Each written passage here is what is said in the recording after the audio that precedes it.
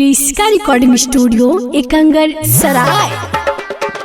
Mix by DJ star DJ Kanchan Raj Muzaffarpur. Presented by Kriska films. अभी उसे मान छोड़ी हमारा तू बतिया ना तो चली जइतो माई बाबू के जतिया। ए सुहिया सुन, अभी उसे मान छोड़ी हमारा तू बतिया ना तो चली जइतो माई बाबू के जत। भले गावे गावे बेची है तू लेके टुकड़ी, बाकी करी है ना छोड़ी बिहार पुलिस नौकरी, बाकी करी है ना छोड़ी बिहार पुलिस नौकरी। DJ Kanchan Raj Muzaffarpur. क्रिस्का recording studio Ekangar सराय। एकरा से निमन कले कोनो भी जनस गे, ओकरा में बचौ तोरा 20 चाहे 10 गे।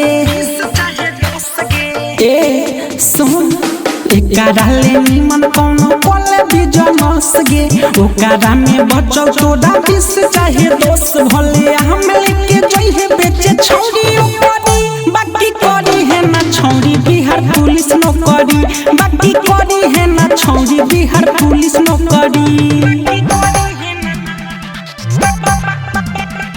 DJ Kanchan Raj Muzaffarpur. क्रिस्का recording studio Ekangar सराय। कितना सुंदर फल छौरी फड़ल हो लटक के, मार्केट में बेच जाके ठेलावा पर रख के। ए बुझिए कितना सुंदर फल छौरी फड़ल हो लटक के, मार्केट में बेच जाके ठेलावा पर रख के। बबुआ बालावान कहो पोस पकड़ी, बाकी करी है नागे छौरी बिहार पुलिस नौकरी, बाकी करी है नागे छौरी बिहार पुलिस नौकरी। क्रिस्का रिकॉर्डिंग स्टूडियो एकंगर सराय।